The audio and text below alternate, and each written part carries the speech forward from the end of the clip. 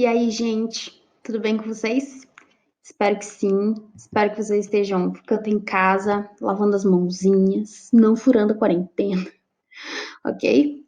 Então, semana passada a gente revisou a primeira metade do capítulo 2 da apostila 1, que a gente viu em sala de aula. E agora a gente vai acabar de ver o capítulo 2, que é a segunda metade, ok?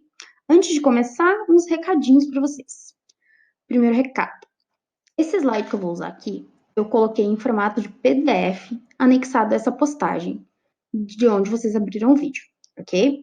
Não é necessário você baixar esse PDF, mas eu coloquei caso você queira ter o slide, ou caso você queira, não sei, acompanhar junto comigo, acompanhar lendo no celular e ver aqui, enfim, o que você quiser. Tudo que tem nesse slide e nesse PDF tem na apostila, ok? Então, se você quiser abrir lá, é da página 34 a 41. Não tá na ordem que tá na apostila, mas você vai procurando o nome rapidinho e você acha. Então, dá uma pausa no vídeo, pega a apostila, volta aqui pra gente poder começar, ok? Segundo recado. Se você tiver alguma dúvida na hora de falar e quiser falar comigo, ai, não entendi isso aqui, ai, não sei como faz isso, não entendi o que você falou, fiquei confusa com isso, pode me chamar. Onde é que você me encontra? No Edmodo, lá no chat, pode me chamar lá nas mensagens, ou aqui nesse Instagram e nesse Facebook que eu coloquei, ok? Então, se você precisar me chamar, pode me chamar nesse Instagram, pode me chamar no Facebook, preferivelmente me chame no Edmodo, que é a plataforma da escola, ou no Instagram, porque às vezes o Facebook não chega as mensagens no meu chat, ok? Mas usem sempre a plataforma da escola. E a gente tem a Renata. Vocês têm o WhatsApp da Renata, a mãe de vocês tem o pai, o responsável, enfim. Então, quem não me achar por um desses 3 meios, pode chamar a Renata, que ela me manda mensagem e eu respondo, ok? Outra coisa, eu coloquei nessa postagem os exercícios que vocês precisam fazer, ok? Não precisa me mandar foto do exercício, não precisa me mandar, enfim, não precisa me avisar que você fez. Eu tô contando com a responsabilidade e honestidade de vocês, tudo bem? Então, o que vai acontecer? Na sexta-feira, eu vou colocar uma videoaula aqui nessa plataforma, corrigindo os exercícios, ok? Então, eu vou corrigir os exercícios com vocês, comentar algumas questões que eu acho pertinente ou importante. Enfim, vai ter a correção desses exercícios na sexta-feira aqui nessa plataforma. Tudo bem? Então, é bastante conteúdo, então assiste esse vídeo numa hora que você está totalmente focado só para isso. Presta atenção, pega uma água, um café, uma Coca-Cola, enfim. E bora começar. Então, a gente tem as figuras de linguagem. Esse é o conteúdo que a gente vai ver aqui para terminar o capítulo 2, ok? As figuras de linguagem, como eu já disse para vocês, estão na apostila de vocês, capítulo 2, páginas 34 a 41. Então, primeiro, o que são figuras de linguagem? Lembra que vocês viram, a gente viu e até vocês já tinham visto em literatura também, o sentido denotativo e o sentido conotativo? Então, lembram que o sentido denotativo é o sentido literal das palavras, é aquele que está no dicionário? E o sentido conotativo é a linguagem figurada? Então, as figuras de linguagem vão ser utilizadas num sentido mais conotativo. Então, o que são figuras de linguagem? É quando a gente pega as palavras e coloca em situações que normalmente elas não estariam. Ou eu pego essa palavra e repito ela. Ou eu pego essa palavra e faço um som. Isso é figura de linguagem. Figura de linguagem significa ampliar o significado das palavras, ok? Existem várias figuras de linguagem que a gente vai ver hoje, só que essas figuras de linguagem são separadas por categoria. Cada uma delas tem o seu grupinho, ok? O primeiro grupinho que a gente vai ver são as figuras de palavras ou tropos também, ok? Então, as figuras de palavra possuem caráter semântico. Não sei se vocês lembram, mas semana passada a gente retomou o que é semântica. A semântica é o significado das palavras. Então, as figuras de palavras, as figuras que estão dentro desse grupinho, vão estudar o que significa cada palavra, ok? Então, a gente vai começar a ver quais são.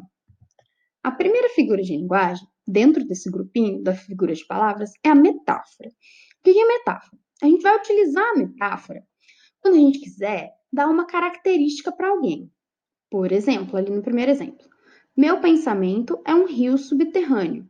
Eu dei uma característica, subterrâneo, certo? Eu dei uma característica para o rio. O segundo exemplo, deixa eu fechar aqui que não dá para ver. Minha alma é uma estrada de terra. Eu dei uma característica para minha alma, estrada de terra. Quando eu dou uma característica para alguém e eu uso o verbo ser, ali o é o verbo ser, eu estou fazendo uma metáfora, ok? Então, metáfora. Dar uma característica a alguém utilizando o verbo ser, ok? Isso é uma metáfora. Segunda figura de palavra é a metonímia. O que acontece? A metonímia acontece quando a gente substitui uma coisa pela outra ou uma pessoa pela outra, mas que possui o mesmo significado. Por exemplo, quando eu falo assim para você, eu gosto de tomar Coca-Cola. É a mesma coisa que eu falar, eu gosto de tomar refrigerante de cola. É uma metonímia de marca pelo produto. Eu falei a marca e depois eu falei produto. Isso é metonímia. É substituir um termo pelo outro ou uma pessoa pela outra, ok? E aqui eu coloquei alguns exemplos. Por exemplo, eu adoro ler Maurício de Souza. Você não lê o Maurício de Souza. Você lê as obras de Maurício de Souza. Então, você fez uma metonímia de autor pela obra. Ou, por exemplo, não te afastes da cruz. Não é literalmente da cruz, é o que a cruz representa, a religião. É uma metonímia, ok? Bebeu o copo todo. Você não bebeu literalmente o copo, você bebeu o que estava dentro do copo. Então, é uma metonímia, ok? Metonímia, substituir um termo pelo outro que tenha o mesmo significado. Depois a gente tem a catacrese. Lembra que eu falei para vocês sobre o léxico? O léxico é o dicionário. Então, tem palavras que a gente acaba usando tanto que elas entram, ou expressões, palavras ou expressões, que a gente acaba usando tanto que elas entram para o dicionário, ou seja, elas entram para o léxico. Quando isso acontece, é chamado de catacrese. A catacrese é quando a gente usa tanto uma expressão que ela acaba pegando. Por exemplo, a asa da xícara. A xícara não tem asa, certo? Ela tem um negócio ali, uma alça para a gente segurar. Então, só que a gente costuma falar a asa da xícara. Ou, por exemplo, ali, o céu da boca. A boca não tem céu, certo? Só que de tanto a gente falar o céu da boca, acabou pegando. Então, catacrese é uma expressão que de tanto a gente falar, acaba pegando. Então, ali, pé da mesa, coroa do abacaxi, dente do alho, ok? Catacrese. De tanto a gente falar a expressão, ela acabou pegando e as pessoas acabaram conhecendo e todo mundo usa. Isso é uma catacrese. Depois, a gente tem a perífrase. A perífrase é quando alguém ou alguma coisa é conhecido por uma característica marcante. Sabe aquele seu amigo que tem um apelido e todo mundo só chama ele pelo apelido? Isso é uma perífrase, ok? Por exemplo, ali, a cidade maravilhosa continua atraindo visitantes de todo o mundo. Cidade maravilhosa é uma característica da cidade do Rio de Janeiro. Então, isso é uma perífrase. Foi um fim de semana agitado na Terra da Garoa. A Terra da Garoa é São Paulo. É uma característica que eu estou usando para descrever uma cidade. Perífrase, ok? Agora presta atenção ali no meio onde está em cinza, ó. Observação. Quando a perífrase indica uma pessoa, recebe o nome de antonomasia. Então, é a mesma coisa. Só que quando eu dou uma característica, quando eu conheço um objeto ou um lugar por uma característica, ele recebe o nome de perífrase. Quando eu conheço uma pessoa por uma característica, recebe o nome de antonomasia. Por exemplo, o poeta dos escravos morreu muito jovem. Poeta dos escravos é uma antonomasia para Castro Alves. E o rei do reggae espalhou uma mensagem de amor e paz enquanto esteve nesse mundo.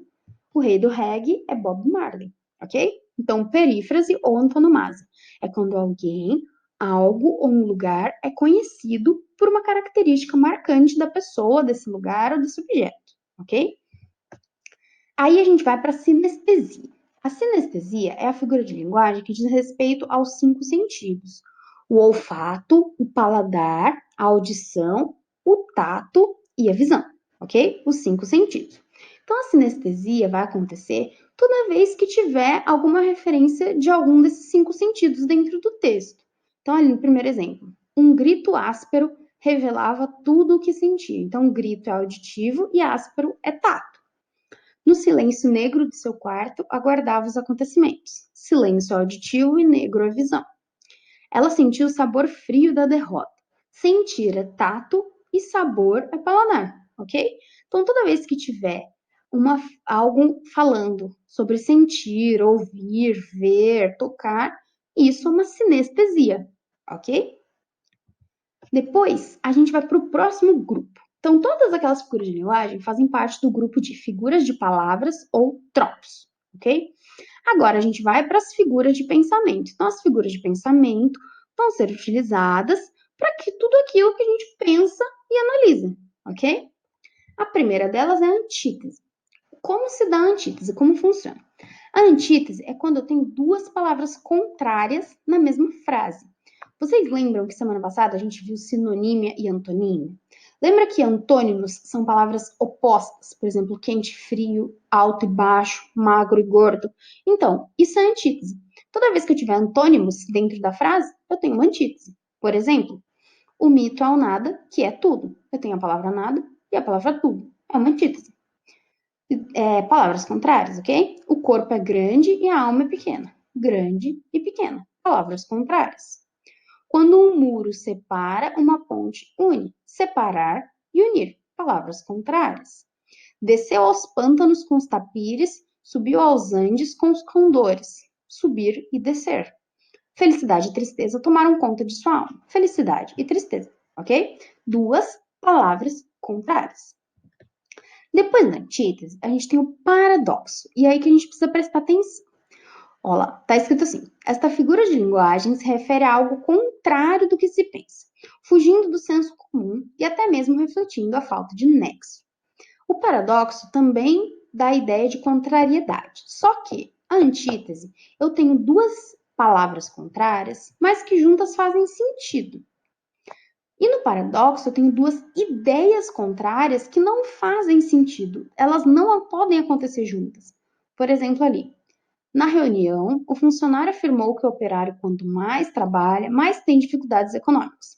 Isso não deveria acontecer, certo? Quanto mais você trabalha, você deveria receber mais dinheiro, e quanto mais dinheiro você tem, menos dificuldades você teria. Então, são ideias que não batem juntas. Ali na segunda, ele não passa de um pobre homem rico.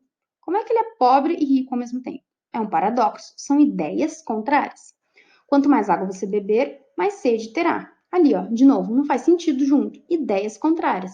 Então, a antítese são duas palavras contrárias, mas que fazem sentido juntas. O paradoxo são duas ideias contrárias que não fazem sentido juntas. Tem que prestar atenção nessa diferença entre as duas, ok? Depois do paradoxo, a gente tem o eufemismo. O que é o eufemismo? O eufemismo acontece para quando você não quer dizer uma palavra que é muito forte na hora, você quer dar uma amenizada, uma suavizada. Por exemplo, no primeiro exemplo, depois de muito sofrimento, entregou a alma ao Senhor. Quando eu falo que uma pessoa entregou a alma ao Senhor, significa que a pessoa morreu, ok? Então, para eu não usar a palavra morrer, que é muito forte, eu usei a expressão entregou a alma ao Senhor. A mesma coisa ali embaixo. O prefeito ficou rico por meios ilícitos. Eu não quis utilizar a palavra roubou. Eu utilizei a expressão por meios ilícitos, mas que significa roubar. E ali embaixo, Fernando faltou com a verdade. Faltar com a verdade é a mesma coisa que mentir, certo? Então, isso é eufemismo. É quando eu utilizo uma linguagem mais leve, mais suave, para falar de uma coisa muito grave, ok? Depois a gente tem a ironia. Acho que a ironia é a mais conhecida da gente, certo? Então, quando eu ironizo, é quando eu falo alguma coisa com um tom de deboche ou alguma coisa em um tom de sátira. É uma crítica, certo? A ironia também, às vezes, na fala, depende muito da entonação, ou seja, do tom de voz que você coloca. Por exemplo, primeira frase. Acabei de perder minha carteira. Era o que faltava para encerrar o meu dia maravilhosamente bem. Se a gente lê assim, talvez a gente não entenda a ironia. Mas se a gente lê da seguinte maneira: acabei de perder minha carteira, era o que faltava para encerrar meu dia maravilhosamente bem. Tá vendo que eu coloquei uma entonação diferente? Então, a ironia às vezes demente, quando a gente escreve, ela tem que ser muito clara. Mas quando a gente fala, às vezes a pessoa consegue entender só pelo jeito que a gente modulou ou utilizou a nossa voz. Por exemplo, como você foi bem na última prova, não tirou nem a nota mínima. Ou, parece um anjinho aquele menino, briga com todos que estão por perto. Tá vendo? Ironia. Então, a ironia vai depender muito do jeito que você escreve e do jeito que você fala.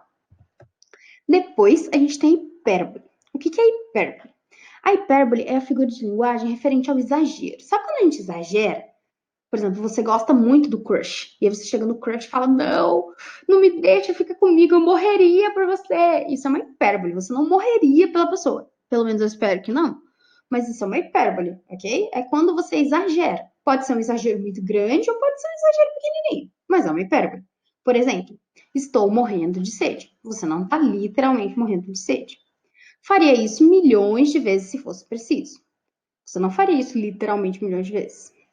Rios te correrão dos olhos se chorares. Não vai correr um rio do seu olho. Vão correr algumas lágrimas, ok? Então, hipérbole é a figura de linguagem que significa o exagero. Depois a gente tem a prosopopeia, ou também chamada de personificação. O que acontece? Personificar algo significa dar características de seres humanos para objetos, ok? Então, eu faço isso quando eu dou uma característica de um ser humano para um objeto. Por exemplo, as pedras andam vagarosamente. Pedra não anda, certo? Quem anda é gente. Então, eu dei uma característica de um ser humano para um objeto. Prosopopeia ou personificação. O livro é um mudo que fala, um surdo que ouve, um cego que guia. A floresta gesticulava nervosamente diante da serra. O vento fazia promessas suaves a quem o escutasse. Chora violão. Então, isso tudo são personificações ou prosopopeias. Dar característica de gente, de seres humanos para objetos, ok? Depois a gente tem a apóstrofe. A apóstrofe é quando a gente está escrevendo ou falando alguma coisa e a gente chama alguém. Geralmente esse alguém é mais uma pessoa sagrada. Por exemplo, ó, acompanha o poema comigo. Moça, que fazes aí parado? Pai nosso que estás no céu. Então, eu tô chamando ali, no caso, Deus. Mas isso também pode acontecer quando eu chamo qualquer pessoa. Quando eu chamo qualquer pessoa ou qualquer coisa, é apóstrofe, por exemplo. Liberdade, liberdade, abre as asas sobre nós, das lutas na tempestade, dá que ouçamos nossa voz. É uma música e ali eu tô chamando a liberdade, ok? Então, apóstrofe é quando eu chamo alguém ou eu chamo alguma coisa. É um chamamento, ok? Se chama apóstrofe. E aí a gente tem a gradação. O que é gradação? Gradação é quando tem vários acontecimentinhos, ok? Essa gradação, esses vários acontecimentos, podem ser de duas formas. Eu posso começar do menor acontecimento, do mais sem importância, até o maior acontecimento, até o que tem mais importância. Quando eu começo do menor acontecimento para o maior, essa gradação tem o nome de clímax.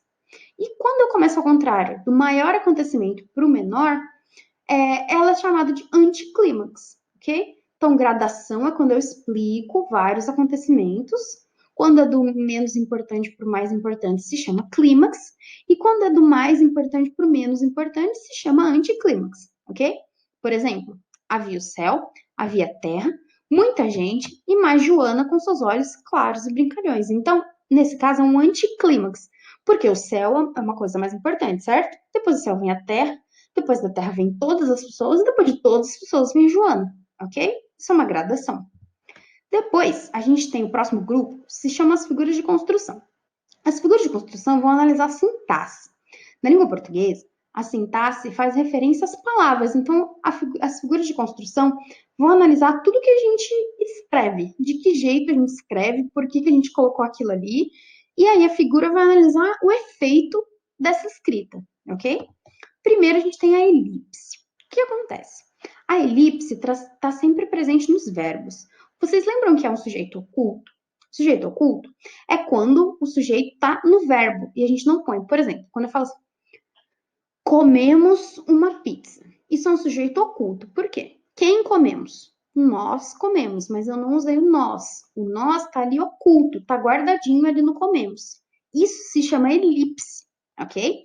É quando eu tenho um sujeito oculto ali no meu verbo.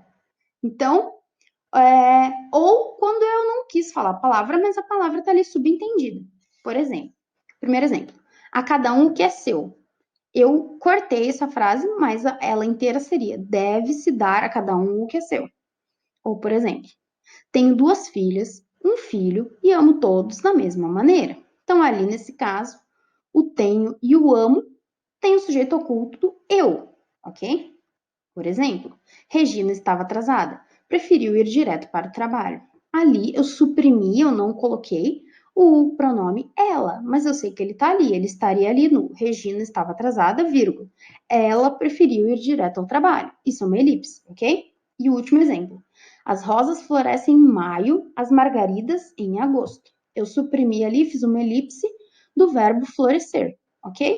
Então, elipse é quando eu coloco a palavra subentendida, de forma oculta, que é diferente da zeugma. A zeugma é quando eu já falei essa palavra, mas eu não quero repetir essa palavra. Por exemplo, ele gosta de geografia, eu de português. Ali eu fiz uma zeugma da palavra gosta. Então, para não falar ele gosta de geografia, eu gosto de português, eu tirei o segundo gosto, ok? Isso é uma zeugma. Por exemplo, na casa dela só havia móveis antigos, na minha só móveis modernos. Ela gosta de natação, eu de vôlei. No céu há estrelas, na terra você. Então, isso é zeugma, ok? É quando eu já falei a palavra, mas eu não quero repetir essa palavra. Depois da zeugma, a gente tem a silepse. A gente tem que prestar atenção que existem 3 tipos de silepse: de gênero, de número ou de pessoa, ok? Então, a silepse de gênero vai concordar com a ideia do termo. A silepse vai sempre concordar com a ideia e não a palavra.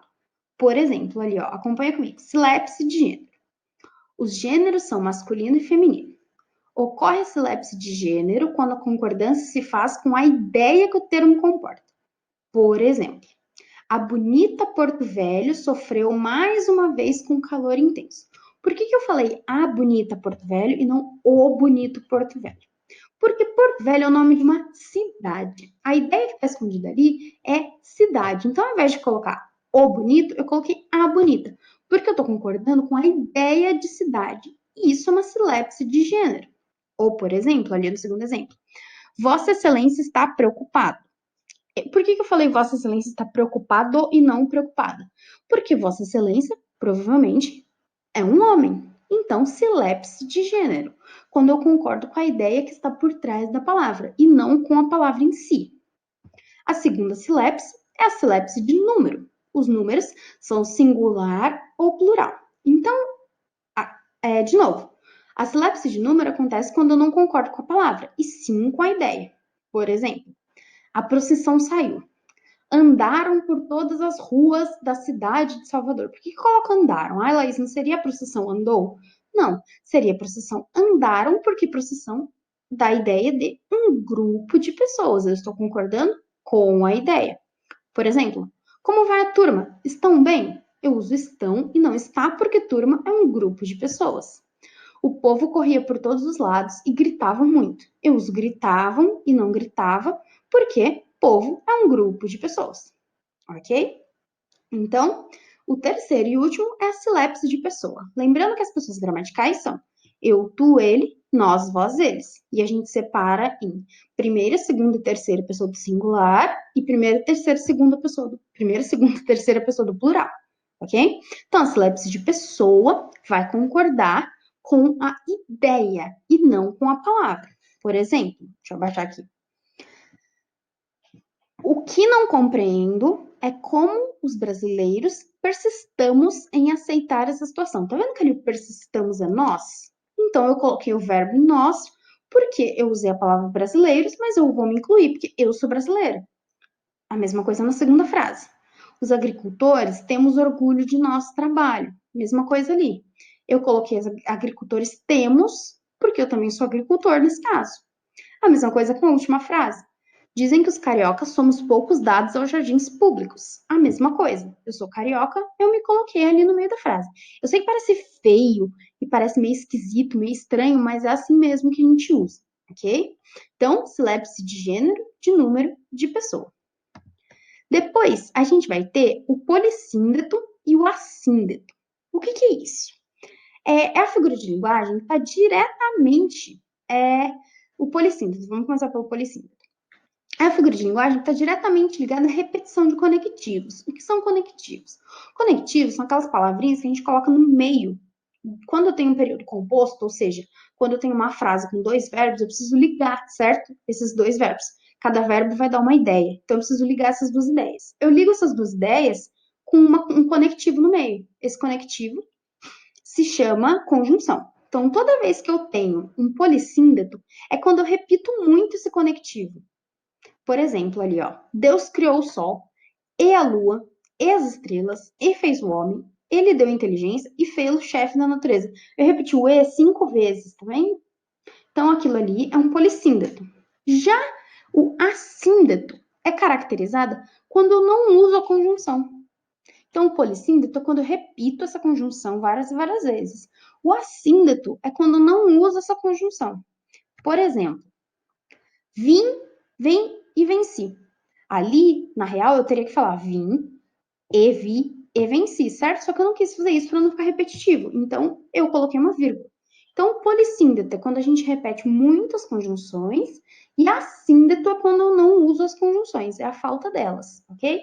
Quem não lembrar quais são as conjunções, puxa uma listinha da internet, pega e salva aí, ok?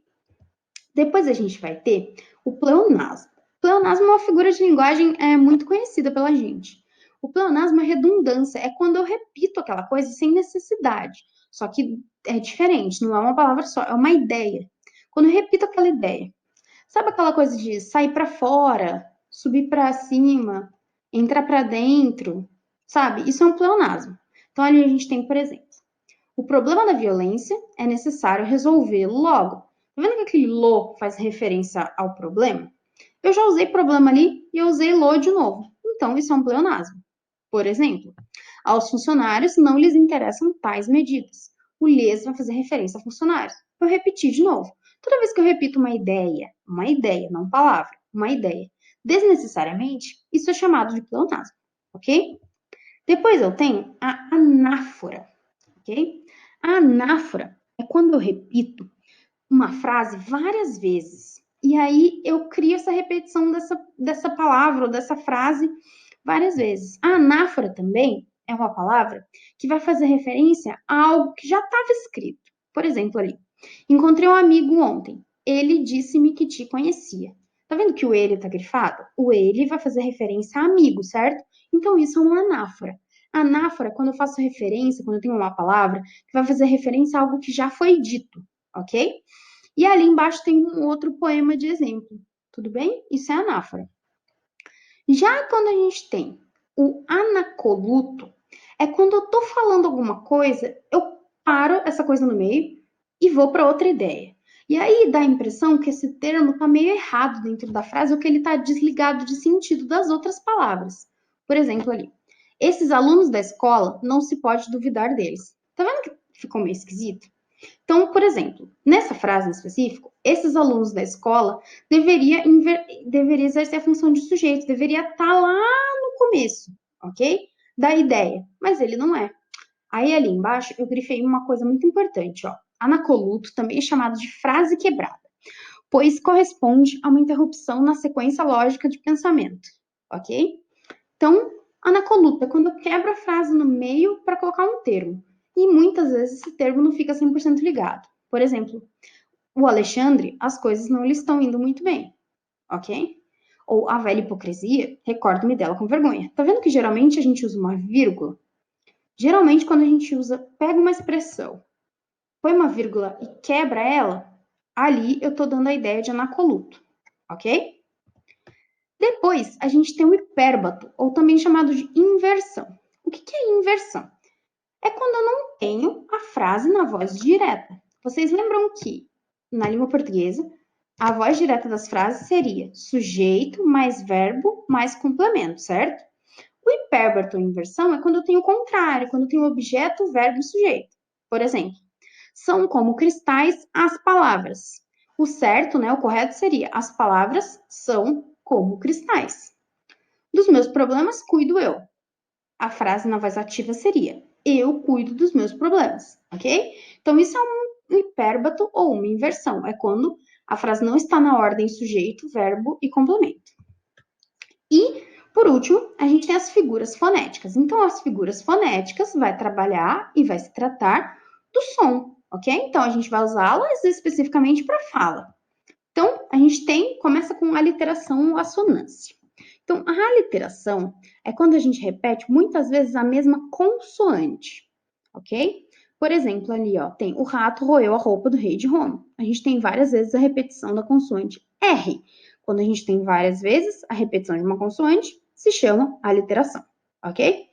Depois a gente tem ali embaixo a assonância. A assonância é a repetição das vogais. Então, quando eu tenho muita repetição de uma vogal, é chamado de assonância. Por exemplo, ali, Sou um mulato nato no sentido lato, mulado, democrático do litoral. Eu tenho muitas vezes a vogal O repetida, ok? A literação, sons repetidos de consoantes, assonâncias, sons repetidos de vogais. Depois, a gente tem a onomatopeia. A onomatopeia é o som.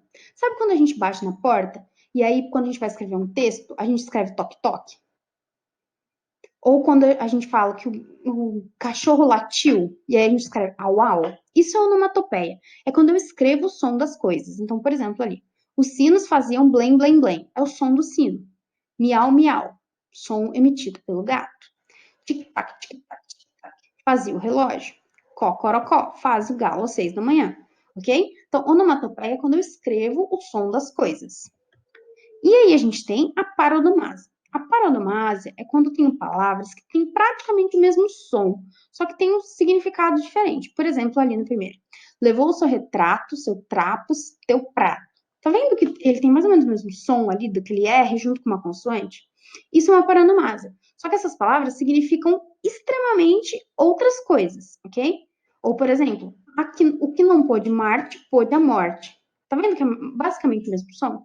Só que são duas palavras que significam outras coisas, elas são completamente diferentes. Isso é uma paronomásia, ok? E ufa, acabamos. Então, essas são as figuras de linguagem, tem bastante coisa. Vejam esse vídeo com calma, vão pausando o vídeo, vendo na apostila, entendendo.